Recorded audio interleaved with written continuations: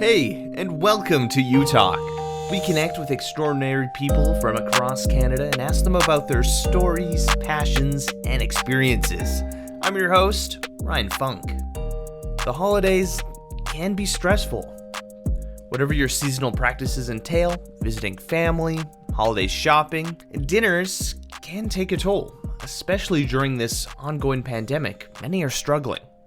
That's where the Christmas Cheer Board of Winnipeg comes in, helping out by providing food hampers and gifts for children, and a friendly reminder that there are people out there thinking about you. My name is Shawna Bell, and I am the Executive Director for the Christmas Cheer Board of Winnipeg. Christmas Cheer Board has been around now this is our 102nd year.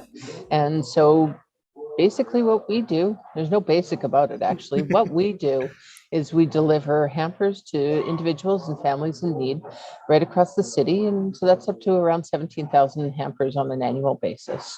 Wow. This year, we're doing, in past years, we've done toys and food hampers with the challenges surrounding COVID that still exist. We're opting for gift cards again this year, but we did bring back toys. So that is huge. Things must have been really shaken up once COVID hit.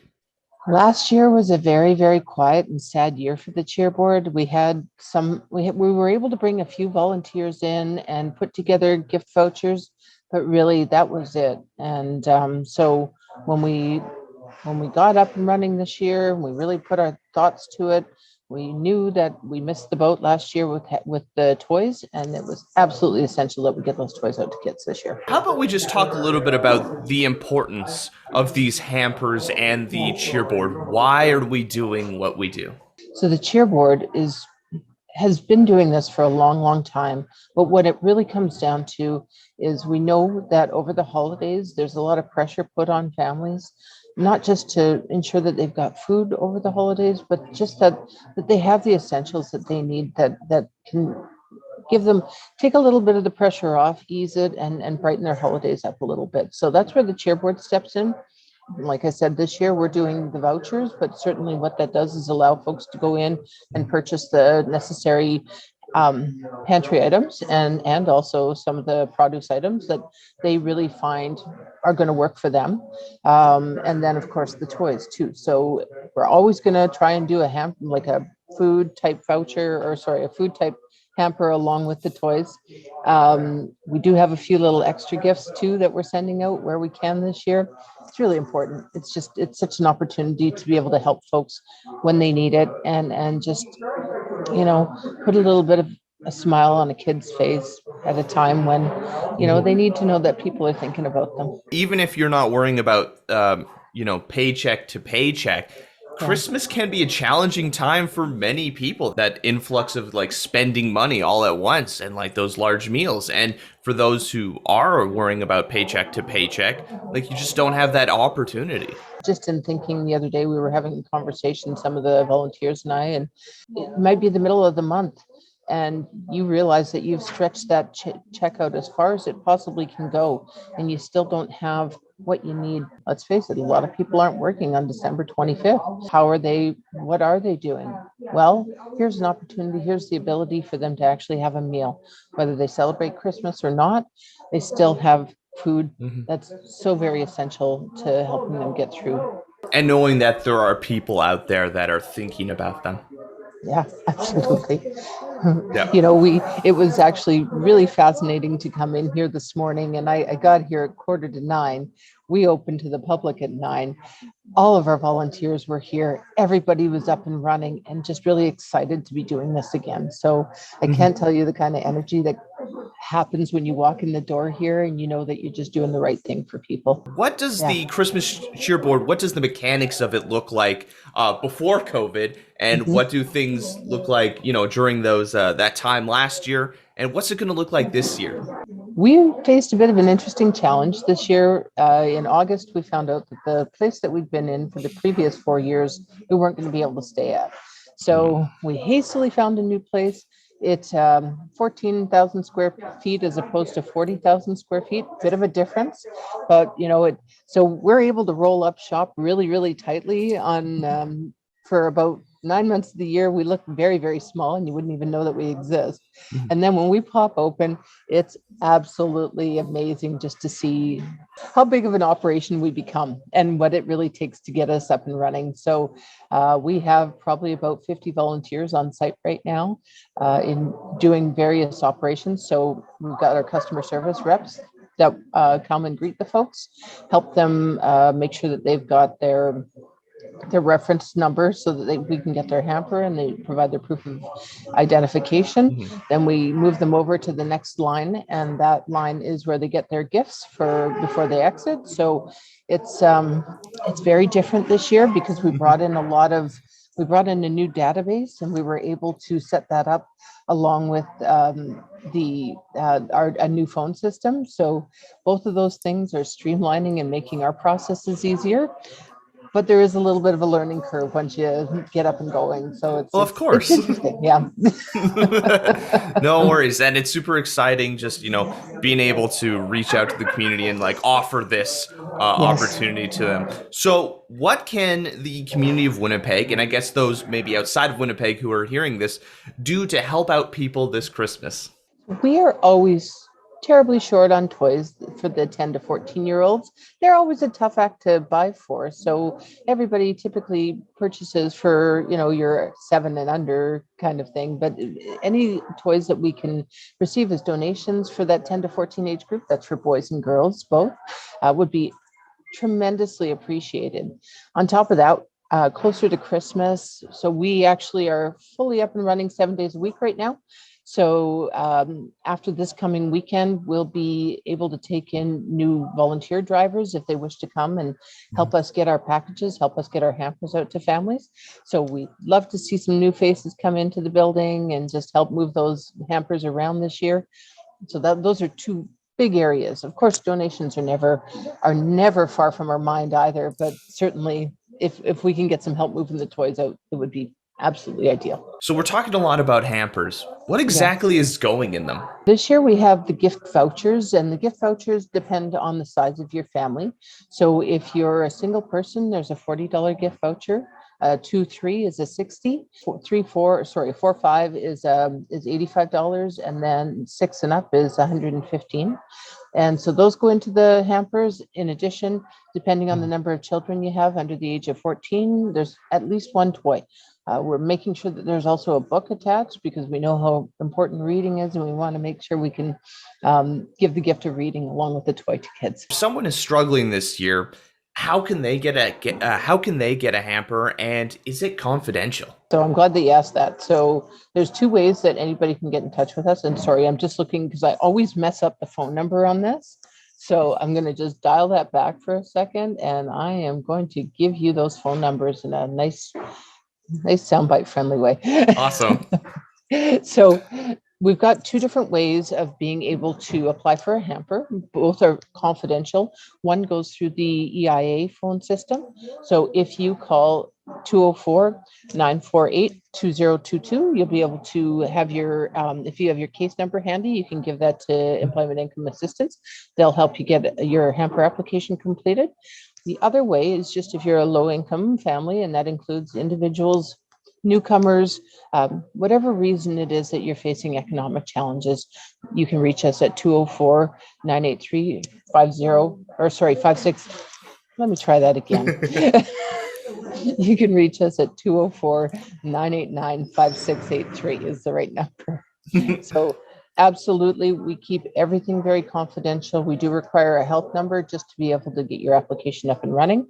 But again, we respect the privacy of our applicants, and we will do our best to ensure that they're comfortable, they're safe, and when they come to pick up their hamper, we've got everything they need. Are there things that the cheer board is doing throughout the year, or is it only during this kind of holiday season time? So at this time, we are basically just up and running over the holiday season. When there's opportunity to get involved with other charitable organizations, great example of that is Harvest Manitoba. We typically will help with any extra food that comes our way. We'll make sure that it gets to them so they get it out and distributed properly through their channels. They know what they do best, so we want to make sure that we support them where we can, but not get in their way either. When the Christmas Cheer Board comes out, we can help people during the That's holiday right. season, but it's also to increase awareness of those, who are struggling financially. The holidays always do generate a lot of just a lot of emotions, and people are very, very interested in being able to help out less fortunate folks when this time of the year rolls around. We're really happy to be able to help them. We really want to explore different ways that we can help support year round, but that's sort of early days right now because we've got a lot of planning to do just to make sure who we are makes sense. And still, after 100 years, when you're doing the same thing, sometimes you got to go back and retool it and make sure that you're actually doing it right and supporting people properly. So that's our next step next year. Life 100 years ago is completely different than it is today. When we started out, we were helping widows of soldiers that had been lost in the war. Obviously, that is a huge difference to who we are now, but the need actually has grown. And so while we think we'll do 17,000 plus hampers this year, there could be more. We really have seen such a significant rise in the phone calls that we've taken over the past couple of weeks that we've been open. And so, and this morning when we opened up, there were folks just waiting for us to open our doors. And with the ongoing pandemic, more people than ever are facing economic challenges and struggles. They really, really are. And the best thing that we can do is help lift folks up and help them know that there's people out there that care about them, that support them, and want to help them. So that's what we're here to do. Donations are one way to help support the Christmas Cheer Board during this time of year. You also mentioned volunteers. There's about 50. Are you always looking for more volunteers? So because we're a little smaller this year and because of public health guidelines, we're very conscious of bringing too many people into the building. But that doesn't mean there isn't room. So we do, if anybody is interested in volunteering, I suggest they contact our volunteer coordinator, Deborah. She can be reached by email at volunteer@christmascheerboard.ca. If there's a will, we'll find a way. The new location on Ellis Avenue, you mentioned it was slightly smaller. Is that a challenge just year over year, finding that space in order to open and collect these hampers? It is a huge challenge. As I mentioned, when we open our doors in any given normal year, and I use that term loosely, but we are about a 40,000 square foot 40,000 square foot operation. When we shut down, we're probably more like around 8,000 square feet. So it really is, it expands so significantly, 5 times of what we would normally have. And so it's really, the space, as I said, works this year because of the vouchers that are in place, but certainly it has its challenges on what we would be able to do if we actually had groceries in here. I don't think we would need more by a lot. Unfortunate that you don't have access to that space. It's one of those things, especially this year we found when we were looking for space, there wasn't a lot to find. And so, and again, short notice, we didn't have a lot of time to really waste to get ourselves into a place and start getting up and running. But we're really optimistic that there is space in the city. It's just going to take a little bit more time and a little bit more exploration to find that right fit. And hopefully next year we can find that space. Hopefully we won't be in a situation like we have been for the past little while, and we can kind of move forward again. We always want to make sure that wherever we are, we're accessible by buses, that we have the proper facilities in here. So make sure that there's public restrooms and such. If anybody did need to use the space, it has to work for the folks that we serve. And so that's the one key element in everything. When we look at space, we need to be local. We need to be accessible. Where can people go to find more information about the Christmas Cheer Board? You can visit christmascheerboard.ca, and that has pretty much all the information anyone could possibly need. We also have our forms if anyone is interested in supporting through the Feed a Family program, which is a really exciting program that we offer. It's to sponsor a family. So an organization, business, church, a group of individuals can get together create a hamper. They contact the family, they can talk to them, find out what their interests are, and then build the hamper and they drop them off. So it's sort of it's a really great way for people to stay connected and also get a great sense of doing such a good thing for people within the Winnipeg community. Awesome. Was there any final words that you would like to share with our listeners today? Just that, one thing I've learned about Winnipeg over my life is that when it comes to when there's a need in the community, we all rally together to support. And that's all we really look forward to, is the fact that people are here to help lift others up. And we couldn't do that without the support that we get throughout Winnipeg. So we just thank everyone for thinking of us and helping us make, wishes come true at Christmas time. Enjoying the content from you, Multicultural? Why don't you subscribe to stay up to date with everything that we're doing?